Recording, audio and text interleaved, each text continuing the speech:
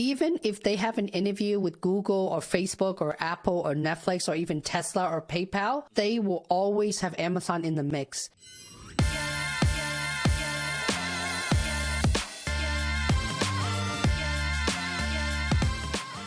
Hello, and welcome to the Videocraft show presented by Video Husky. I am your host, Jonathan Santiago, and each week it is my job to interview content creators about their stories, strategies, and experiences, often building an online audience through video. And this week, it is another banger that we have. I don't think I've ever said banger before in my life. What is this, 2013? Whatever, excuse me for that, but it is a banger. We did interview Holly Lee. Holly Lee is a recruiting leader turned career coach with 20 years of industry experience from Facebook and Google to Amazon and Microsoft. Holly has worked for some of the biggest and heaviest hitters in the world today. She spent a large chunk of her career at Amazon, where she helped recruit for the Kindle and Alexa teams. Holly also developed and later served as a trainer for Making Great Hiring Decisions, the e-commerce giant's behavioral interview training process. In 2019, she decided to leave the corporate world behind and forge her own path as a career coach. And since then, she's been able to help thousands of senior to executive level professionals land the tech jobs of their dreams. Through YouTube, Holly's been able to build a loyal audience of job seekers who've landed opportunities in software, hardware, operations, and data science, you name it. And so in this episode of the Videocraft show presented by Video Husky, she joins me to discuss how she built her career in recruiting and how her work in recruiting now translates over to her life as a content creator.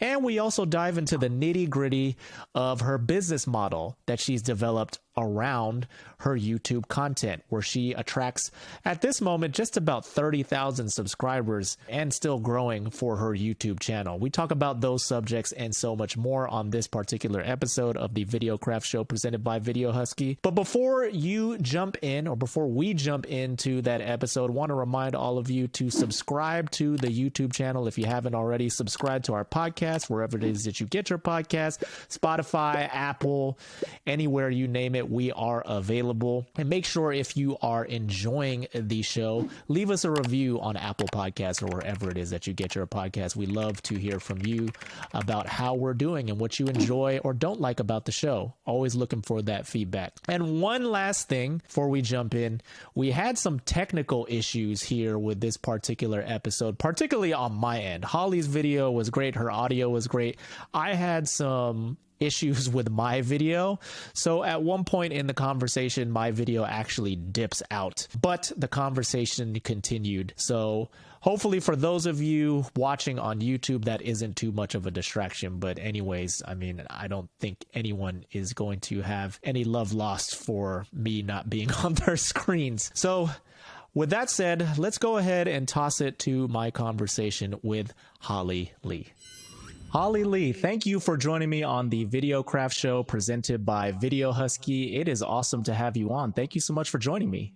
Well, thank you for having me, Jonathan. Yeah, it's a pleasure to connect with you again. You know, it's interesting how we met, and I've talked about this before with other creators now that I've gotten to meet in this space, is just the connections from other people. Obviously, you're a good friend of Cassandra Thompson's, who has been a longtime client of ours at Video Husky. She introduced you to us. We actually met on a sales call a couple months ago. And, you know, it's always good to build those relationships with people, regardless of whether or not they sign up to the service, because, you know, there's always something, I think, to learn from everybody, and especially you. I mean, you have such a fascinating niche. You're in a similar niche as Cassandra in this career advice niche, but you're in what I like to call this niche within a niche, because you focus a lot on people who are in the tech industry. Mm-hmm. Yes, that is mainly because, as ironic as it sounds like, growing up, if you were to ask me what I wanted to do about 20 something years ago, I wanted to be an engineer. I actually went and got a computer science degree and ended up being in the tech space for a very long time. And I think it only makes sense for me to really focus on the tech companies. Yeah, no, that's pretty incredible. And I'm really curious about just how your career itself and your interest goes from being interested in engineering and then going into going into recruiting and helping people get jobs, land jobs with these big tech companies, as well as now being a YouTuber, a content creator yourself. So I'd though like to start things off with just a lot of like the origin stories, because I'm always fascinated in people and how they got to where they are from like a personal level too. So I want to start with just your origin story of immigrating here to the United States, because in reading your bio, I know that that was something that was harrowing and challenging for you to make the move here to the US initially as what, a child, right? I was 7, 8 years old when I came to the States, what was called fresh from the boat. It was me. I was fresh from the boat. When I came, I remember our family immigrated from Vietnam. I'm Chinese Vietnamese. I speak both languages. Well, not as well as I should be, but we spent almost my entire life almost in California. It was hard. It was really tough.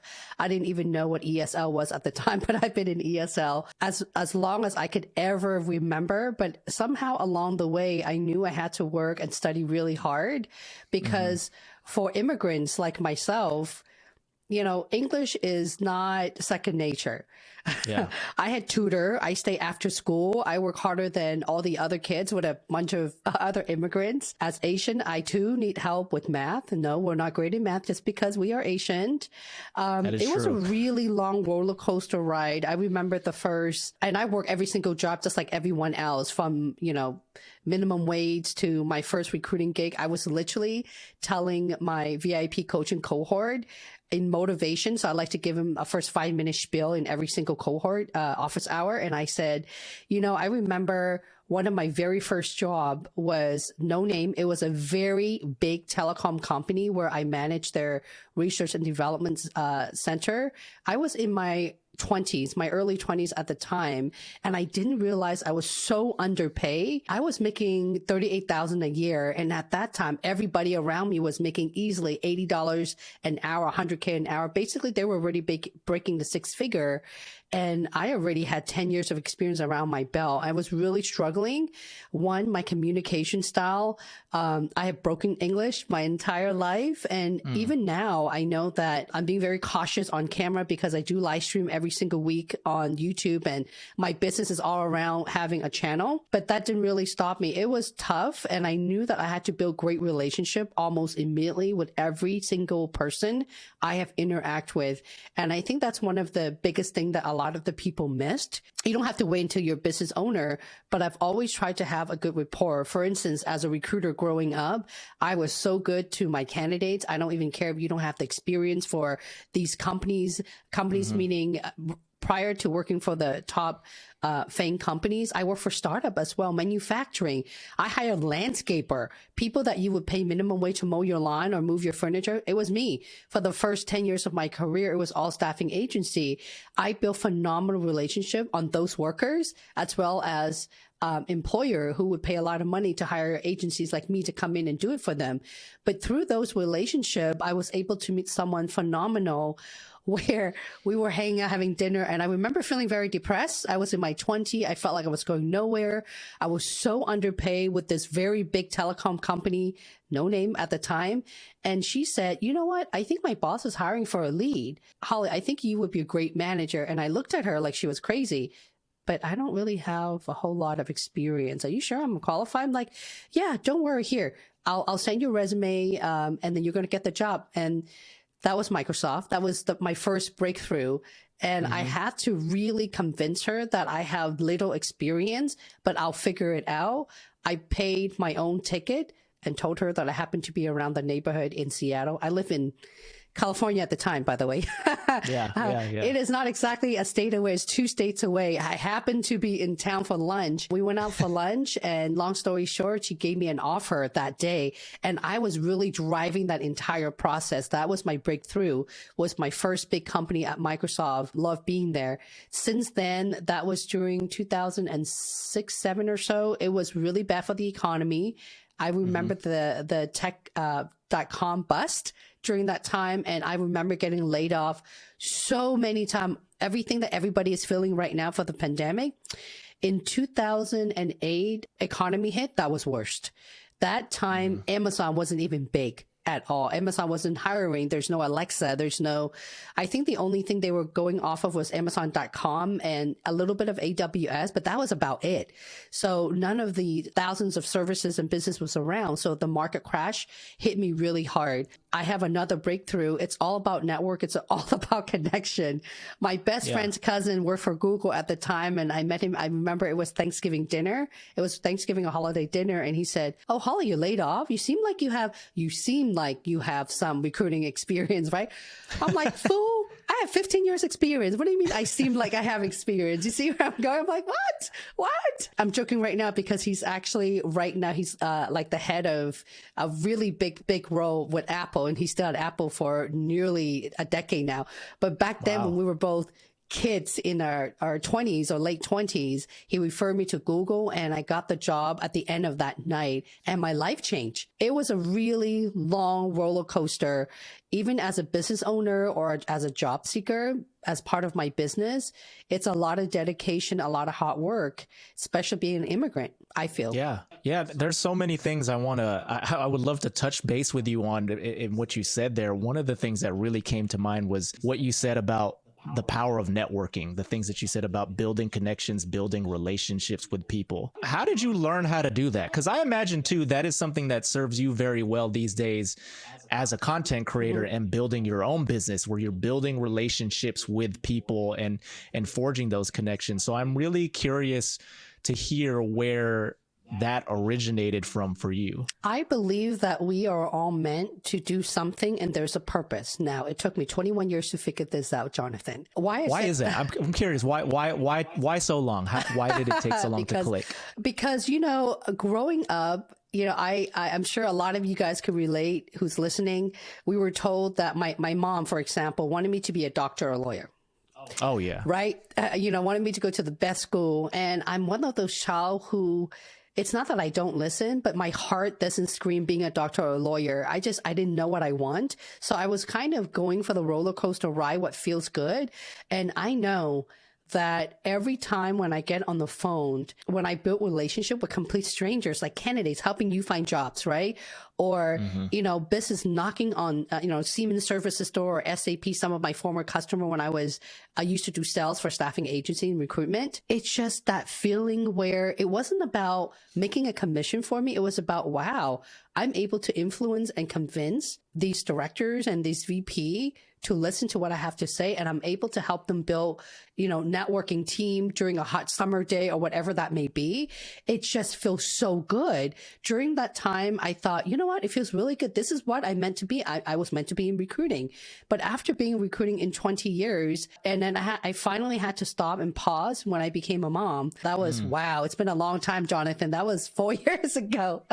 Oh, wow. My son just turned 4 years old. Back then I thought, you know what? I love my job at Facebook. They treat me well. They pay me well. What is my problem?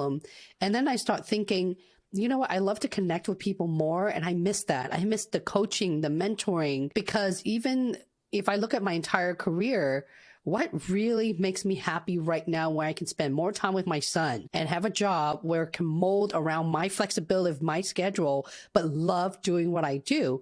And then I started asking, you know what? I'm going to use my strength, which is building relationship, earning trust, influencing people that don't know me at all.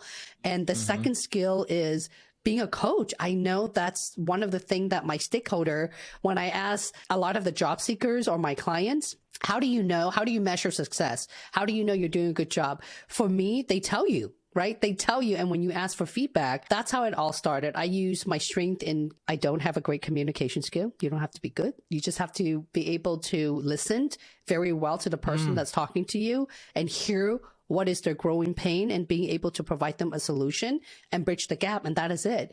So I hone in what I did well, and knock on wood, it's working out so far. Yeah, that's what it really is, right? It's just ultimately so much about being a great communicator isn't all about just how you can speak and how articulate you are. If you say the right words, if you have big vocabulary, a lot of it, like 50% of it, I would say, or even more, hinges on how well you listen to somebody, right? And so you can get by quite well without being, as I mentioned, super articulate, but just being really curious and attentive of others, because I imagine that is by showing that and being genuine about it, people get this sense that you actually care about them. Yeah, people will know that you're passionate in the topic you're talking about. And business owners, hiring managers, they're really all the same, right? Basically, people are working for you or with you. You are training them or mentoring them in one shape or another. People can tell if you're saying things to hook them into a sale, or you really do care about their success. To me, I think one of the biggest thing how I differentiate is I don't focus on the money. I still don't focus on the money. If I did, I would probably work a lot more hours. I don't. I focus on work-life balance, being able to get people to the result as much as they can. And my members, even my YouTube members, 100% of those turned out to be my clients in my cohort. And when I asked them, why are you here? They said, well, Holly, you seem really genuine and really raw and authentic on your channel. I'm like, oh, that's embarrassing because there's so many pronunciation and vocabulary that I have messed up. There's so many times that I put fun of myself. There's so many times that I have, you know how that is with live streaming and podcasting. Everything is live. When you make a mistake, it is live. And there are times that people will hang out for 40 minutes and wait for me to come back because my kid had pulled one of the plug and my audio shut off. It was very embarrassing. There is a lot of those as well. And people actually don't do it. Don't do that. Don't make mistakes like that. But people like to see rawness and the real you. Doesn't matter if I'm working for myself or working for someone else. Yeah, I agree. I mean, there are many times. I mean, every time I think, I don't know if you feel this way every time you go on a live stream with someone, you know, you interview them. But particularly for me, I always feel a bit of like angst before a conversation. Always. Even before hopping on with you, I'm always just like, man, I gotta, you know, be on my game, or, you know, am I gonna be able to keep this conversation going for the allotted time that we have? And it's anxiety ridden, but then once you just jump into it, like what we're doing now, it just flows. But then if you make mistakes, it is what it is. Like you said, and people would appreciate that because we're all human, right? I get anxiety every single week when I live stream because I care. Like things will fall apart. What if I say something wrong? I still am. Even coming to anyone's interview, like your podcast that we're doing right now, I was literally staring at, I was sitting here 15 minutes before the time because I know when you go live, you don't want to show up late. I was so finicky on how I present myself to you or anyone who's interviewing me because my job is to make the other person look good. If I live stream, my job is to make sure that I'm able to deliver exactly what my viewers looking for. And I think that's a big part of being a creator. Yeah. How do you cope with that these days? You know, in terms of, because I'll speak from my perspective. For me, I just, you know, I feel the nerves and then I just say, well, it's showtime. You just got to jump on. Like there's nothing you can do once the clock is rolling or the clock is on. Here's a candle. Go ahead. I have a line of candle in front of me. It's very zen. So I have a lot of candles. Sometimes if I have a really stressful day and I have to live stream or coach or interview like that, like with you, I will light up a candle and I have right here, this is just hot water. I have my coffee if I need. I build an environment where it makes me mentally very all there for you. Okay. That's how I know that once the conversation start, I will be fine, but it's to get there over the anxiety. That is because we just care. We just care to do well. Yeah. That's where it comes from, is just this, you know, anxiety of wanting to make sure that you're doing the best that you can. And even though, and doing the best as you can doesn't mean doing something perfectly. It's just more or less getting things done for the most part. I think that's what's most important. I don't think perfection, it's funny that you mentioned doing things perfect because I've always thought that I'm a perfectionist. But since I become a business owner, that went down the toilet. It's not about being perfect. It's just about, you know, being able to deliver what people want and not wasting people's time, whatever that may be. Yeah. No, that's very poignant advice. I mean, especially even when it comes to, in all things I imagine that you're doing, whether you're creating courses or if you're doing consulting with people, one-on-one coaching with them, or even when you're creating YouTube videos, as long as it ultimately achieves the goal that, you know, that person wants to accomplish, how you get there to that goal, it's not really as important as you might assume or feel, because there's so many different routes to getting to wherever it is that you want to end up. Yep. So I want to dial back to in terms of just your career again, because before we hopped onto this conversation, you had mentioned to me that initially you went to school, and by the way, I know you went to Sacramento State. I went to UC Davis. Rivals here. Aggies versus we never met. Aggies versus Hornets. I know we didn't meet, but it's probably a good thing that we didn't meet, because there's a rivalry there. For those people who don't know, there's a the Causeway rivalry between UC Davis and Sacramento State is a thing. But when you went to school, you initially wanted to go into engineering, but then how did you end up on this route where you ultimately ended up as a recruiter? Well, I never wanted to be a recruiter. I think it's rare to meet someone that says, when I wake up one day, I want to be in HR or in recruiting, right? Because that's not something that, it's not something that an Asian family will tell you to be a recruiter. They don't even know what that means. Yeah. I just knew that even growing up, I've always been interested in in technology, more hardware, and like, wow, this microphone is working. I want this cool gadget. So I knew I want to be in tech. I just didn't know what. So at Sac State, my original major was MIS. I switched that to computer science later on. I was actually in healthcare. I was a QA specialist where I learned how to program in SAS. This is a long time ago, Jonathan. Oh, yeah, wow. I was not in recruiting, but I was laid off for First Health. They got acquired by HealthNet at the time. And at the time, I was given an option to try something different. So I did. I went to explore HR, what they do. And our HR manager and journalist at the time partnered very closely with staffing agencies to fill all of the position. I'm like, wow, that sounds really cool. You mean I'm not going to be behind a desk in front of my computer all day, but I get to talk to people. I get to jump on the phone. So I was this hungry kid. I must have been 21 years old, 21, 22, or 20, very young at that age. I'm like, I wanted to give it a shot. So I did. And for the first time, I fell in love with what I did. I was in the healthcare for the first 10 years of my career, and I just switched to recruiting. And since then, I could not see myself doing anything different. Even now, I cannot see myself doing any different, but to help people land jobs at big tech companies, because I think it's harder for them to get into. And you talk about extremely niche earlier, especially diversity, because I think it's harder for them to get into that space. And having gone through everything on my own, I just know what it takes to land positions like an Amazon, for example. That's how everything started. I got laid off. I didn't have a choice to be in recruiting. You didn't have a choice. The choice was made for you. The decision was made for me. I just got to ride along and figure it out on my own. But it was hard. People think that, and in my YouTube channel, and I've been doing this for a while, I get a lot of feedback from candidates or clients. I call them member. Holly, the recruiter didn't call me, but the recruiter this, the recruiter sucked. I mean, the one thing that people don't understand in recruiting, we get to keep a job when you accept the offer. There are times that conversations don't go well because the recruiter also need a break. Recruiters are not recruiters. They're salespeople. Let's be very honest here, right? If I call you, Jonathan, I'm going to talk you out of making 50,000 less than what you're making right now. And my job is to close you to work for my startup or whatever company that I work for. And you have to say yes, because if you don't, I will get fired. That's a recruiter's job.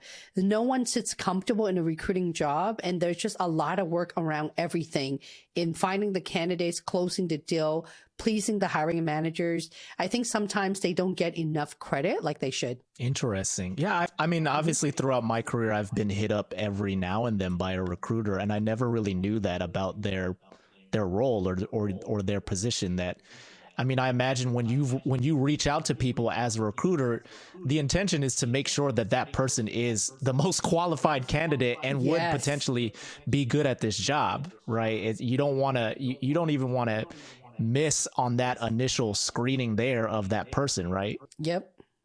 And it's all about building a relationship too. It started all with phase number one. It's getting to know you and also referral. Interesting. Very fascinating. So I want to also ask you about just working for these tech companies. You know, you've worked for, you know, these are conglomerates now. These are the captains of our industry in the 21st century here. I mean, you've worked for Google, you've worked for Facebook, you've worked for Amazon. I'm curious, and Microsoft. I mean, I'm really curious about what you learned from each place, the culture of those places, what you took from working at each company, and how that translates to what you're doing today on your own. That's a good question. I used to think that the company culture will change you and who you are. But after having experienced all of that, now I believe that who you are will find the right culture for you. The company doesn't make me, because a lot of the people who, a lot of friends, now good friends that knows me, who used to work with me at Amazon, for example, I used to work for the same manager from Microsoft to Amazon. I moved from the Bay Area to Seattle to work for him. And he used to always tell me, he says, Holly, you're so Amazonian. And I'm like, what does that even mean? What is that? You know, it's kind of like me telling you, Jonathan, like you're a video guy. You just have too much of a video podcaster. And you're like, what does that even mean? Right. So I asked him, he said, well, you're very aggressive. You have really good ownership. You're just like, no BS, get shit done. I'm like, but that's just who I am. Amazon doesn't make me this way. I think one of the misconception is that just because you work for an environment, there's a joke around Seattle. That is, you know, if you see someone that's very tense, they're walking straight, and this is very common with engineer in Seattle. It's an engineering place. Yeah. And Amazon owns majority of the property here, right? That's an Amazonian, right? So it's funny when people say, Holly, you're so Amazonian. The first thing that comes to my mind is I'm not a well, I'm very passionate in my communication skill and my action. But I just told you, Jonathan, I like to light candle and meditate. At the moment, I'm staring at candle in front of me right now, drinking my hot water. Yeah. So there is no tension there. I think that's really funny. Like when I was at Facebook, not Facebook, at Google, it's so funny. Like, you're so googly. I'm like, I'm sorry, what is it, googly? What does that mean? You know, you love to have conversation. You love to build relationship. It's funny, because I don't think the environment changed you. I think you are just trying to adapt into the environment that you're in, eventually find yourself. It took me 21 years to define myself, because I've tried everything. And remember, I didn't just start working for like the Facebook. It took me 20 years to land a job at Facebook. It took me 10 years to land my first job at Microsoft, that I had to talk my way into getting the job. So it's really hard. I had applied to Facebook before in the past, the time that I was at Amazon. Even so, no one called me back. It's all through who you know and referral. Really? Wow. Even in those industries. So then, yeah, because they have so many applicants. They don't have time. They don't know you. Yeah. Right? They don't know who you are. Yeah. No, that's really ultimately how work is structured, you know, everywhere. I mean, not just these tech companies, but if you say you were working in Hollywood and working in entertainment, it's built on who you know and the relationships that you build. And then even now in this space, in the content creator space, I mean, if you could have the chance to go to conferences or anything like that, building relationships with people. I mean, through business, you know, what we do here at Video Husky, building relationships with our clients and connecting with them. I mean, that's just like human nature at its core, really, is being able to form those relationships and those connections, right? Yeah. And, you know, in the content creator space, it's really important who you know and how you stand out. I think it's not just, you know, being a business owner. It's just anything that we do, right? When I started my channel, I knew I wanted to talk about helping people find work. And Jonathan, I went nowhere. I spent the first year, I worked so hard. If you look at my horrifying first year video, I was pumping content every 2 weeks. Literally, it was my full-time job on top of another 2 full-time jobs as a single parent as well. And I thought, I don't get it. I give them free template. I like put a bunch of B-roll. I have the bells and whistle. I pay for sound. I'm like, why isn't people subscribing to my channel? And then I pause. I start to look at my own branding. So I use my own career coaching to myself. I'm like, wait a minute. What am I doing? Why do I try to sound like everybody else who talk about resume, who gives tips on LinkedIn? No one's talking about Amazon. why don't I talk about Amazon? Okay, should I talk about Amazon, Google, Facebook? What should I talk about? And then I start asking myself, what can I talk about for the next 10 years and don't get sick of it? Amazon, because it's unlimited amount of things to talk about. And I just took a U-turn and went extremely niche into the topic. And my channel just kind of went somewhere from zero to going somewhere. Interesting. So was there a particular moment where you felt like your channel really took off? Was there a video? Did you have like some sort of nexus moment with one of your videos kind of taking off? I had a Jesus moment to myself. Yeah. I had to ask myself, if I were to put out the first Amazon video, what's going to get people's attention? So I start talking about, okay, my best 3 tip to crack the Amazon interviewed from an ex-talent leader. And that video went viral. Even right now, it's the best, one of my best, the highest performing video. Don't watch it. It's very embarrassing. I didn't really know how to, you didn't come to my life at that. I didn't know how to edit. I did everything on iMovie for the first 2 years. I didn't have time to learn Final Cut Pro or Premiere. I didn't have time to do anything. I was just teaching myself how to be an entrepreneur. But it went viral and everyone complained about my loud ding, ding transition bell. So I'm like, listen, I know there's nothing I can do about it. I cannot remove the algorithm. If I make one little twitch, I can't remove the bell sound now. It's too late for that. So this is what I mean. People don't expect you to be perfect. They just want what they want. They want to get in and get out. I'm trying to figure a way to get them in. And even after they've landed a job at Amazon, I want them to come back.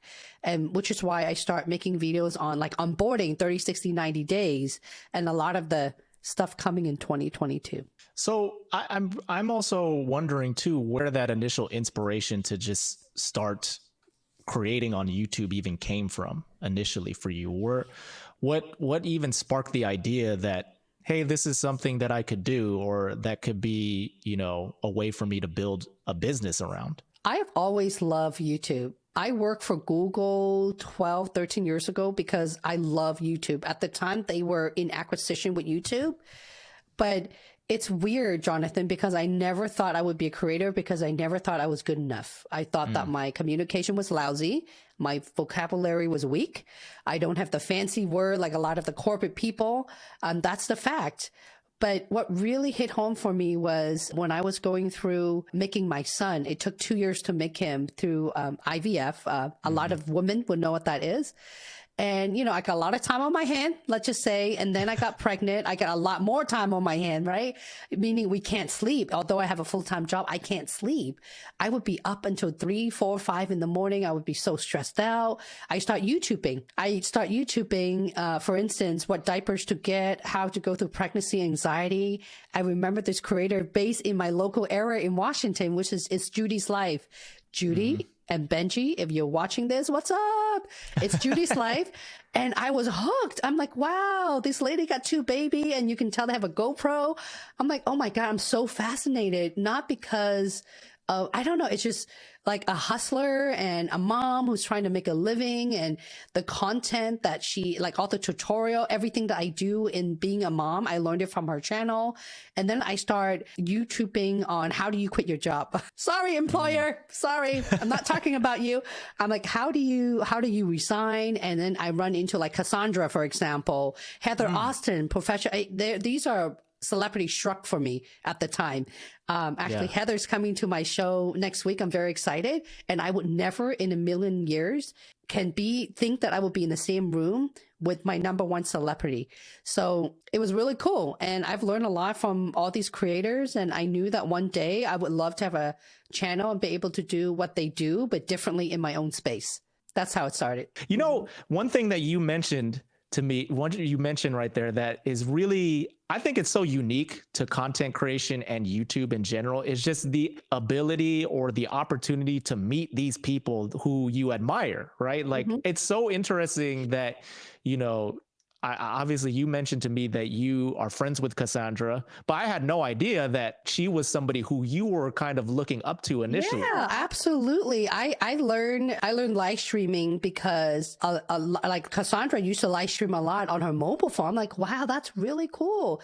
How did these people do it? They just read off comments so quickly. It was so intimidating. Everything that the creators do used to intimidate the hell out of me. I've always wanted to not just be a YouTuber, but I want to find my space. I wanted to work for myself, and I just didn't know how. I didn't look at them to learn from them, but I was really looking for advice. And I had great relationship with all my jobs, and I was struggling on how am I supposed to tell my team, because I had 12, 15 people or so reporting to me that I'm going to quit my job. So I was literally looking for content to just kind of calm my nerve and realize that, hey, I'm not the only one feeling this way. It is time for me to venture out and do my own thing. I fell in love with YouTube so fast. I used to follow, I don't want to name drop all my favorite creator. There's quite a few, like food bloggers. I bought their merchandise. I'm a fan. Okay. I will go travel to Japan. I know exactly where to eat, where to stay because of the bloggers. I love them. Like Mark Wiens is one of my all-time favorite food blogger from Thailand. I know everything about Mark Wiens. I felt like I've known him. So the inspiration to start my own YouTube channel was huge. Were you also inspired to build even relationships with an audience the way that, creators were building relationships with you through their content? Yes. In the beginning, I didn't know how. I really didn't know how. I was, I put on makeup, I used to iron my hair, make sure there's no curl on it. I used to dye my hair. Now what you see here, it's real me, right? I worry about what I look like, what I sound like. When I stopped doing that was when my channel started growing. When I start focusing on the rawness and not being able to dress up every single live stream or pre-recorded stuff, my background, I gotta have all these plans and all these lights. Even though I have light right now, but I'm live streaming. So I kind of need the light to separate myself from the background now, but I stopped caring or worrying about what people think about me. I start focusing on what I want to share with the world and what the world don't know, what they don't know. And that works.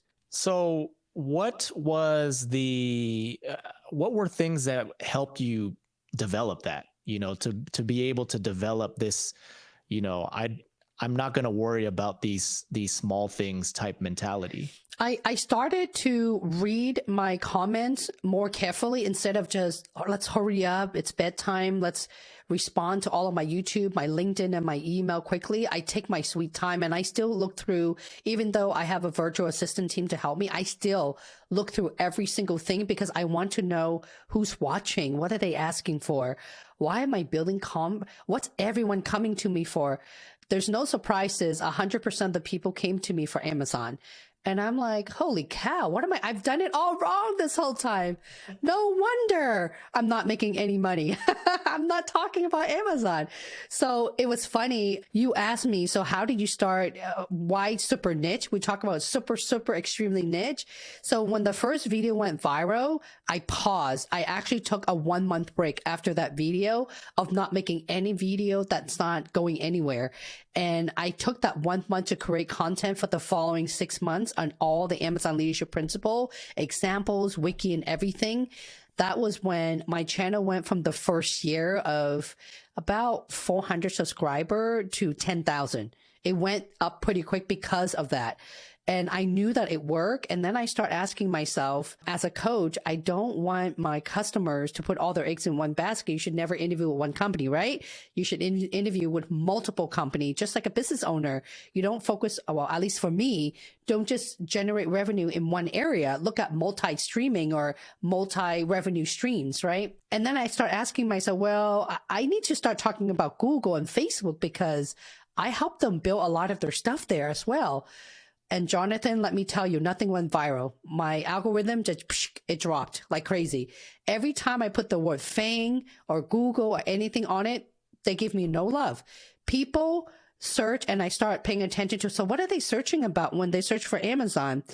They search for Holly Lee Amazon interview tips, Holly Lee star method. I'm like, holy cow. So they only wanted to hear me talk about Amazon. Even if I put the stream headline, it says Fang interview tip, Amazon, 100% of the time. So I gave in. I wonder what that is. Does that just have to do with the fact that maybe Amazon is just a more attractive company to work for than all of those other tech companies? I don't know, but this is even way before the pandemic. I think Amazon is definitely the premier brand, right? They do have the most products, the most services, but it is also the sorry, Amazon, it is the least amount of compensation paying compared to top tech companies, but it has the most growth, the highest generating equity dollar amount, right? So if you're looking at a brand that people trust, it is Amazon. Very interesting. Yep. I maybe because it is my longest employment there, it's just kind of weird. A lot of people who talk about Google or Facebook barely spend any time there, or creators that has never worked for those company and their channel's blowing up. But if I do the same thing, just Amazon. Very interesting. That's I mean, yeah, maybe it just comes through in your content, you know, when you're making stuff about Amazon, because you spent such a long time there that you really do come across as someone who knows a heck of a lot more about Amazon than really anybody else. So, you know, for whatever reason, the algorithms have tapped into that. And that's why I went super niche, Jonathan. So majority of the people that are coming through now that you work with as a career coach, they're looking to get hired for Amazon. Yes, that is correct. Even if they have an interview with Google or Facebook or Apple or Netflix or even Tesla or PayPal, they will always have Amazon in the mix. It's very common. I would say 80% of the time they come to me because they're heartbroken and torn. Man, their dream company is Amazon. It doesn't matter how hard I try to tell them that, hey, listen, the interview prep, it's the same thing for all the FANG companies. Holly, Amazon is my dream company. I want to learn. I want to feel smart. I want to innovate. I want to make it different. I want to save life. I want to work. They're like talking me into how much I love Amazon. So because of that, my goal is to help them get there. The funny thing is in my coaching service, I don't teach them the Amazon way at all. I teach them the general interview prep. They just use my method. It's very different from the regular STAR method, right? For all the FANG company. And if they can pass the bar at Amazon, generally they do get multiple offer. Interesting. Wow. Okay. So it's almost like Amazon is. It is the meat. Amazon is the engine, the platform, the core of interview prepped. It is hands down to Amazon for that. Yeah. And then every other company is almost like when you're applying for colleges, they're like Netflix is like a safety school or something like that. Yes. Yes. If you could put it that way, because if you really think about it, the interview questions is all the same, right? Yeah. You know, rather than saying, what is your favorite Amazon product? They're just going to say, what is your favorite movie on Netflix, right? So it's very, very similar. You just have to, you know, cater the coaching for a specific audience. That's really it. What are some of the common questions that people are asking about, you know, in those interview processes? Well, the 3 top questions I get, and I generally just smack their hand like this virtually. Yes, I do that to my customers. The first question is, Holly, who do I know who the interviewer is? Why would you care who you're interviewing with? The whole point of interview prep is to be ready of not knowing who's interviewing you, right? And why would you want to waste your time to LinkedIn them and search their background? Because most of the time, I don't know if the job seekers are aware of this. They don't even have your resume in front of them, because these days, more than ever, we're in a virtual world pandemic right now. They want to get to know you authentically without looking even in your credential. The second question is, Holly, what about the probing questions? How do I know what questions going to ask? Again, same thing. Why would you care what questions are going to ask? Rather than doing so, spend your effort in knowing more about everything that you have built and done and execute. That's what the employers care about. And the last question is, well, Holly, I failed my job, so I apply for 50 more jobs. Why do you keep on going through the I call them bad habit, the same routine? Well, Holly, because I believe if I interview 10 times, I will get it right. No. It's kind of like me telling you, Jonathan, I'm going to start a YouTube channel now. I don't know how to do it, but if I turn on the camera and just talk randomly without planning or having any intro or any meat of my content, eventually I will hit subscriber count. No, because you have no product to sell and you don't even know who your audience are, right? So career coaching is the same thing.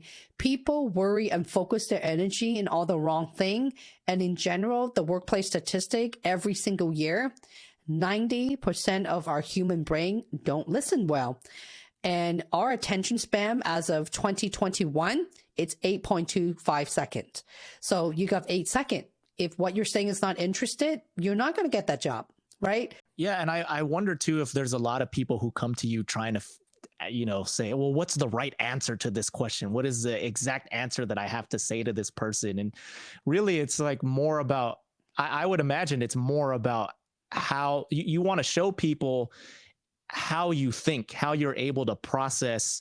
That you're smart. You want to show people that you will figure it out on your own. And when people hire, they never really look for that perfect fit. I don't think the perfect fit really, it's out there, to be honest.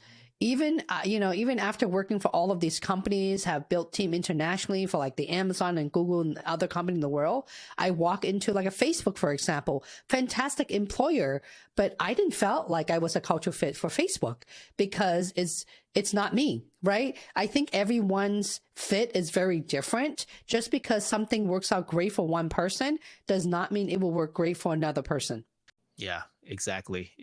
And that's, I think, something too that people who are looking for jobs or, looking for a career is that you also have to make sure that you're assessing the employer or the opportunity itself and not just feeling like you have to earn their respect. They should also earn your respect too, and admiration as well. And also the feeling of anxiety and knowing that you have fallen down, but you get up and keep on running and don't even know where you're running to. It's that feeling of desperation that they just don't give themselves a shot. And I literally told my coaching cohort this every single week. And I kind of reminded them, you got to ask yourself, have you really done every single thing to get the job that you want or build the YouTube channel that you want? If the answer is no, then why haven't you? Well, if I apply for 100 more jobs, no, that's not doing it, right? That's how people fail their job, because they are doing the same thing over and over again, but they don't look at the how and implement them. Exactly. I imagine all of this stuff, there are principles in this that you have now translated to your work as a content creator. I mean, there's so many things here that you're talking about that are so relevant to what you provide as a service, right? Thinking about, well, who is my target audience and what is it that they need? What are their pain points and how do I actually deliver value to them? I mean, I imagine these are things that you are thinking about in terms of how you're building your personal brand out online. Yep. And yeah, I looked at YouTube, I eat, sleep YouTube all day long. I'm all about YouTube. LinkedIn is my premier platform as well, because they all live in LinkedIn as job seekers, right? I've looked at Instagram. I look at TikTok for a hot second. I created an account and I got out there really quick. I realized that my audience are not in there. It was just, even with job seeker, there's certain level of job seeker. Mine are director level VPs, folks that has a lot of experiences. And those people are just not going to live in Instagram. They're going to live on platforms like YouTube and LinkedIn. Yeah, that's very powerful too for you to understand that. And I imagine this is also something that if aspiring content creators come to you and ask you for advice, you're probably telling them something similar, where it's just like, don't try to be everywhere. Find where your target audience is and just focus on that, because it can be overwhelming, right? Like imagine, you have people who are across multiple different platforms. They're on YouTube, they're on Instagram, they're on TikTok. And if you're just a small creator who doesn't have a team yet and it's just you're eventually just going to get overwhelmed and probably quit and not stick with it moving forward. I mean, believe me, there are times where I say, let me throw in the towel. I used to have 2 live streams, Jonathan, every single week for an hour to 2 hours, every single week. I've done it for a year and a half because I went completely obsessed with job seeker because everyone lost their job. I have, a lot of single parents, men and women, that came to me. In fact, for the first 6 months when COVID hit, I was so determined to help people find jobs that I even host coaching for free. I'm talking about Zoom coaching for free. And then through that, I've learned that, wow, I actually do know what I'm talking about. There's also that imposter syndrome, and never thought that, can I really be as good at all these, big brand name that I've been admiring for all this time? And can I really communicate in a way where people can trust me? Because as a business owner, not just a YouTuber, if people don't trust what you can deliver and your knowledge, they're paying for your knowledge. They're not paying for just your time, right? You would have no business. And it's hard to just live off of YouTube. You got to have at least, 500,000 subscriber and have a lot of sponsor and affiliate program and all of that stuff. The bulk of my business is really in my coaching business using YouTube to generate leads. So how many coaching clients do you work with on a regular basis now? Because I imagine because it's just you, that's one thing that can be hard to scale is obviously there's only one of you unless you had like a team of other experienced consultants that were working under you. Yep. Maybe you could scale that up. But I'm really curious about, when do you set a cap for yourself and say, okay, I'm at my fill here. I can't take on any more clients at the moment. I only take 15, I call them student or member at a time, 15 students. And once they have a job offer or the program has ended, they can either extend their monthly service with me, or that's when I will add on more people, more folks. I don't really do private coaching anymore because I have more fun in more of a group conversation. The magic is that when people realize they're no longer alone, how they're feeling, and everything is relatable to them, the result actually come to them a lot quicker rather than private coaching, because I don't know how else to say this, Jonathan, but everyone's require hand holding. It is a lot of effort. That's what my entire YouTube channel is for, and it's free. But I focus a lot of my energy on digital courses as well, where I don't coach them. They just buy a course and it is self-taught. Tell me about the creation of those courses. I'm really curious and wondering about how you conceptualized all of it, the time that you put into building them, because those are projects in themselves. But at the same time, those are projects that it's a one-time cost to your time, because after it's built and it's launched, you can just, all you have to do is just continue to market it over and over again through your content and not necessarily have to, teach it live over and over again as you do with your coaching clients. It's very simple. If I look at just the entire full life cycle of landing a job, the first thing is your branding. So I create a resume course and a LinkedIn course. They're two different things. And I have to think about what would people understand that high school kids is going to understand it and VP are going to understand it. I think of everything I've done in my entire career, being a talent leader for these companies, the best thing I've ever built is probably the Resume Accelerator. I know it sounds really silly. It's only a couple $100, but I basically, I put so much, it's obvious that I put a lot of effort into it, quick, short, to the point, and people do land interview almost immediately. Of course, they have to do the work, right? And I have the entire workflow down to interview prep. It's called the Star Interview Accelerator.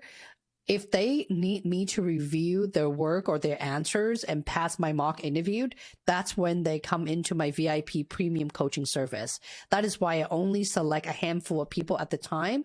And I'm so picky in who I work with, because I don't know about other creators, but as a business owner, I think it's our reputation. I want them to get jobs. I want them to refer their family, their friends. It's happening. Their son-in-law, I got that. Their husband, I got that too.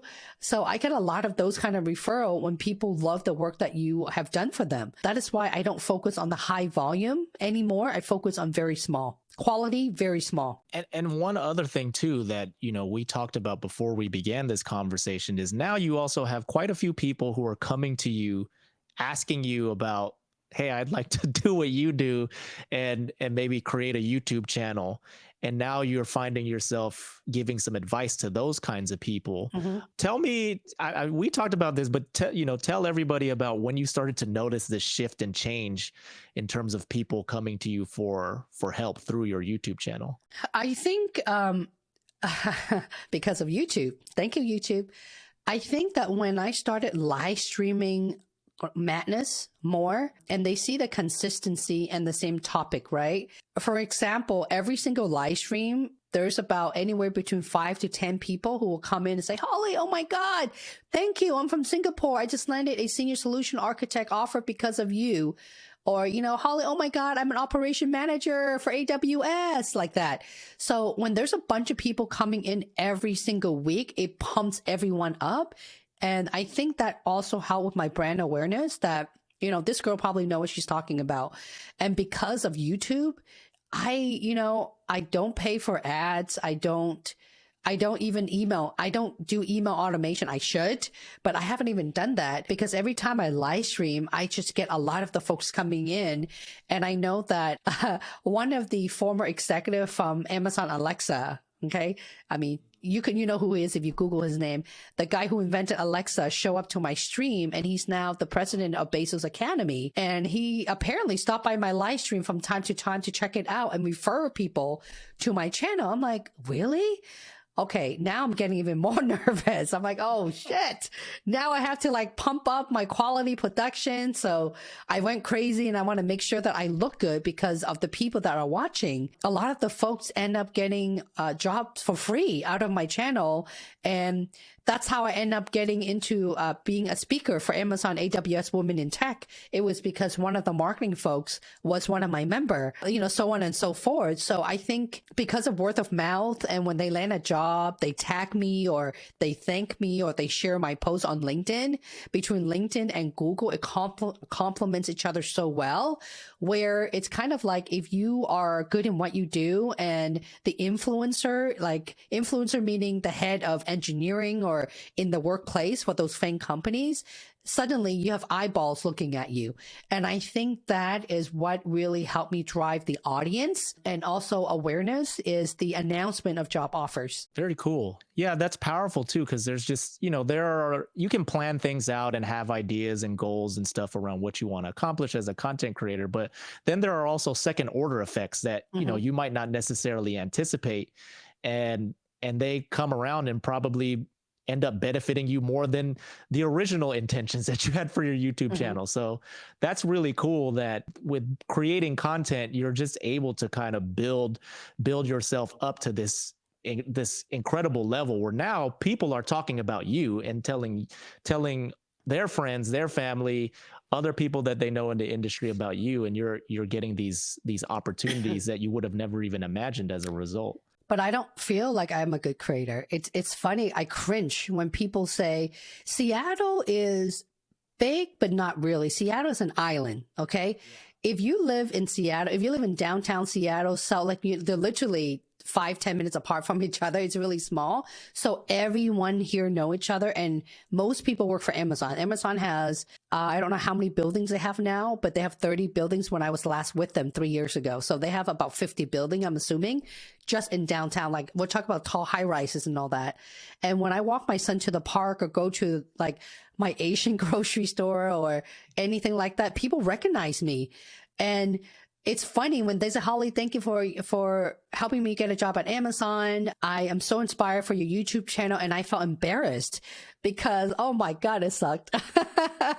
And those are the videos where the lighting was bad, like this, my camera got shut off, my audio got shut off, but people appreciate it. I don't know why. No one compliment this look right here, but they're all referring to my older content.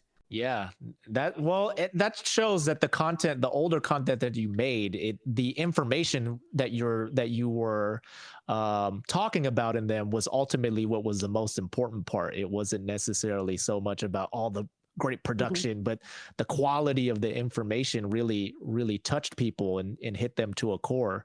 That's really fascinating to me. And you bring up something there that I often like to ask content creators about who have to deal with like this certain level of micro celebrity. I mean, even for you, your YouTube channel, you're at about around 30,000 subscribers. But as you said, because you focus a lot on Amazon and you live in the Seattle area, how often live in my condo. I'm not making this up. I'm going to assume that most people that's my neighbor are from Amazon. So how often is that? They have a badge, a blue badge. Got it. So how often is that happening to you where Oh my God, it's you walk out embarrassing, on the street Jonathan. and then people are like, Holly Lee, I watch your YouTube channel. Well, even when the thing is, even with a mask on, I don't know how they recognize me. My son, during 2020, when I homeschool him for almost an entire year, he would jump into my live stream, and those live stream actually did really well. By the way, my son throwing Easter egg in my face. I buy him a round pointed scissor. He poked me in the back of my neck. And when people are like, Holly, thank you so much. You live here too. I'm like, oh my God. Please, let's not let this be the same floor, right? I know, because then they might knock on your door and be like, Holly, can I get some career advice? No, I don't live here. But people say that they recognize my son. Oh, yeah. There are times that I personally drive from Seattle. I live in downtown, so I would drive half an hour to go grocery shopping, and they recognize me on the east side. And I'm like, how did you recognize me? I have my mask on. I don't wear what I normally wear, like a black t-shirt or Amazon logo on it. And they will be pointing to my son. They're like, yeah, I recognize your son. I'm like, really? Wow. I know, it's serious. Is a part of that, does that sometimes make you a little bit nervous too with them, conscious. Seeing your son? Yeah. And conscious. Like, I'm very conscious if I am going to wear my sweatpants outdoor because someone's going to know me. Now I'm like, you know what? I'm not going to put on makeup. I never have. I'm not going to start, but it makes me want to look at the mirror and make sure my hair is groomed properly, right? Nothing is sticking to my face just in case, even though I have a mask on. Interesting. Yeah. I mean, I wonder too, again, just with, your son being visible in some of your live streams, if there's just like some concern there about, okay, I don't, want, you never know. Sometimes you never know the kinds of people who are watching your stuff on the internet. I think generally speaking, though, the kinds of content that you're creating is attracting, obviously not creepy kind of people, but I wonder if does that ever cross the back of your mind there about just being able to protect your son? So what I've done is, how people, when they use social platform, Instagram, Facebook, other means, and they tag the restaurant they eat in, where they shop. I never do any of that. In fact, I had a facial earlier this week, and my lady says, Holly, do you mind if I take a before and after photo of you? I said, no, please don't do that. And I just cut it right there. I don't like people to know where I hang out, where I eat, where I go, because eventually if they look at the geography, they will know exactly where I live and where my son's school is. And that would freak me out.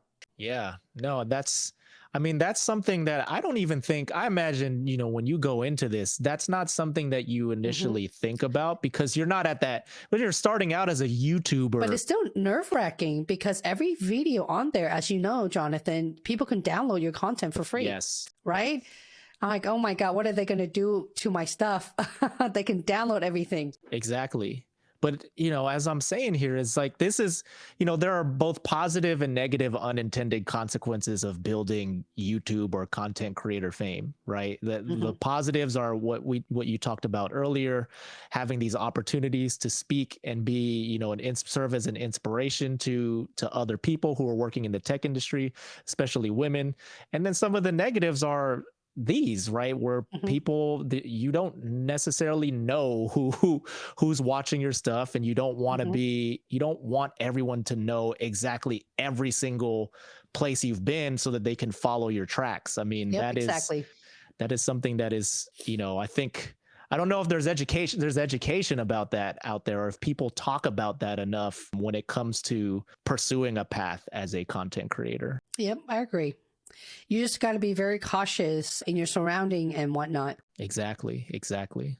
Well, Holly, as we kind of close things out here, and I want to ask you a couple more questions while we, get ready to wrap things up. One other thing too about business and building a business out of your YouTube channel, I'm always fascinated by how people determine value in the sense of price, right? How have you thought about pricing your products, your consulting, and then also your courses, and how often do you tinker with those prices over time? Well, first, I look at what is the market of the community of coaches and what are they offering. The second thing I look at is what they're offering, the content. I don't buy their stuff, but you could look at the landing page and whatnot. I looked at their background versus my background. And then I look at the knowledge base. What am I teaching and what are they teaching? So before even creating my resume accelerator or just my digital course alone, I don't know. I have never seen how other coaches do it, but I just know that I need to pour my heart and soul into it. And how much time does it take for me to build the course, and how quickly are my customer able to generate results? And that's determining the price factor as well, right? Because when you have a new product launch or beta testing, that is probably the lowest price it will ever be. My VIP coaching, the premier coaching that I only accept 15 students, the price will be going up because now I'm getting more and more members doing video endorsement. And I put those video endorsement right into YouTube playlists. Yay, YouTube. I love you, YouTube. And there's also endorsement on LinkedIn as well. So the more endorsement with specific skill set, like engineering leader, technical program managers, senior product leader, those are my clientele. So people want to go where their friends and their peer people, like trusted influencer, I'm sorry, not influencer, influence them, and they want to be with the same coach. That determined the price factor as well. I don't know if that answers your question. No, it does. That does. About the results. Exactly. That's the key point there, is that it's more about the results, as if anything, about what people can anticipate getting out of working with you. And it's also time. You know, if I'm going to charge them a lot less, and I've tried everything as all business owners, right? If I charge them less, I'm going to get a higher volume, but are those my clientele? And if I charge them right now, I can tell you that my price is average. It's not the most expensive at all. In fact, there are a lot of leadership coach who doubles and triple what I charge and has never worked for any of those FANG company before. Okay. There's that too. So if I have customer and my customer are not the one from Google moving to Amazon, they're the one from no name company. So they may not be able to afford me, but I have the most fun with those because I love chaos. I like big problem. I like complexity. I don't want things that are too easy. I get bored so quickly. So I chose those clientele, and I know that there's a price bracket that they can't afford. So I have to hang in there with that certain amount, and I can't charge them $10,000 for a program because that's like somebody's, 2 months, 3 months salary sometimes, depending on where they live, because my clientele is very diverse. By the way, the diversity in my cohort is 99% and is fully international. Oh, wow. Yeah. So where are they primarily like what places are they coming from? You mentioned earlier Singapore. You've had people come through from there. Where else? I would say 70% are East Asia in descent, Indian, Asia, Singapore, China, Beijing, even Vietnam in the house. That 20-30% is probably the US. The US is less. There's a lot of international folks. I've got Dubai, quite a few Dubai, Italy, Germany, London, quite a few from London, actually. So it's very international. Well, I wonder if that has to do with you, going back to how we started this conversation of you being an immigrant of this country, and then they can see I think so. I don't really talk much about diversity, but my heart is through teaching for the last 2 years, running my own business. I've learned that my heart and soul is in diversity. It's just more relatable for me. Yeah. That's what I wonder. I mean, it really does, because if I were from those countries, just imagine if I were, a Vietnamese programmer who had aspirations of working for Amazon, and I see somebody who also immigrated from Vietnam who made it, that's more relatable to me. Right, than somebody who is just another white guy talking about recruiting, and white guy tech bro coming on and trying to explain how to get a job at Facebook. That's a bit more relatable, and those are one of those variables that really you can't you have to account for. Yep. Well, Holly, the final question that I want to ask you here as we ultimately wrap this up is just looking ahead for your YouTube channel and your business. What are some of the obstacles and challenges that you're trying to overcome as you try to keep growing and keep maintaining work-life balance? Yeah, for that's a yourself? really good question. Well, I was actually struggling a little bit, which is why I started to pause and, get video editing help and restructure. My entire channel will have a makeover for 2022. That's the first thing. The second thing is I like to be as original and authentic as possible. So it's really hard now. I don't know what it is. Starting 2021 this year, there are so many people talking about Amazon, which is fine. As a creator, it's our job to know the community, right? I get that. But for instance, if I put out a video that says your weakness, how do you answer what is your weakness questions? What I don't want to see is a week later, another creator put the same video and the exact same content out. Because if you ask 100 different coaches to talk about the weakness, I bet you the answer is completely different. So I'm struggling a little bit on being my authentic self because I don't want to start sounding like everyone else, but I'm starting to see a lot of what I say down to, keyword search and all of that stuff is secondary. But when it comes to the raw content, I'm known for the knowledge base. That's why people are attracted to me. But when the content start being on other channel, I'm talking about a lot of Amazon creators now. That's where I feel like, okay, I'm no longer my own space. I feel like I'm in a big party room now and I don't want that. So I'm trying to look for 2022. Good luck in talking about other things that only internal employees would know. Right. So I'm just trying to be original, and that's really hard to do being a creator. Definitely. Yeah. Originality is almost like it's like an endless pursuit for anything that you do creatively. And so I wish you luck in that. And I think you do such a great job already. I mean, being able to captivate an audience and engage them in a way that's meaningful to them, especially in the niche that you're in, you're clearly doing a good job. So I commend you for the work that you're doing. So Holly, thank you so much for joining me on this episode of the Videocraft Show presented by Video Husky. Where can everybody find you? Let everybody know where they can go and find you on the internet. Well, the fastest way to find me is if you go to google.com or any browser, just put Holly Lee, Amazon.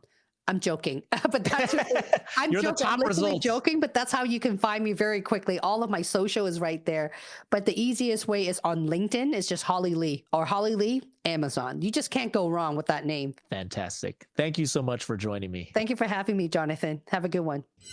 Once again, thank you to Holly Lee for joining me on this episode of the Videocraft Show presented by Video Husky. She was fantastic. Make sure to follow her on YouTube and visit her website. And as she said, go to Google. You can just search Holly Lee Amazon, and she's going to be the first result that comes up. So make sure to check out Holly if you are a job seeker or an aspiring content creator too. She obviously can offer some advice there on how to build a YouTube channel as well. So as we wrap things up, want to thank everyone involved with the making of the show. As always, shout out to my producer, Nikki Vicente, and Ingrid Saraiba, my editor, as well as Paulo Lopez, who handles all graphics. Reminder to all of you, if you would like your videos edited to look just like this, then visit videocraftshow.com. Excuse me, let me do that over again. No. I said Videocraft Show. Sorry, I meant videohusky.com. Let's just edit this. Ingrid, do something wonderful with this. This is why I'm shouting you out right now and saying how awesome you are. So I meant to say videohusky.com, not videocraftshow.com. If you are interested in learning how to get videos edited to look just like this, then visit videohusky.com and take our client fit quiz. And then if you pass, set up a call with us and we'll be happy to chat with you and discuss what your goals and what your mission is with your YouTube channel and what you hope to accomplish. You want to visit videocraftshow.com if you want to subscribe to our podcast, tune in, find out where you can get all the old episodes of the show. So with that said, let's go ahead and wrap it up for this episode of the Videocraft Show presented by Video Husky. We will see you again in another 2 weeks.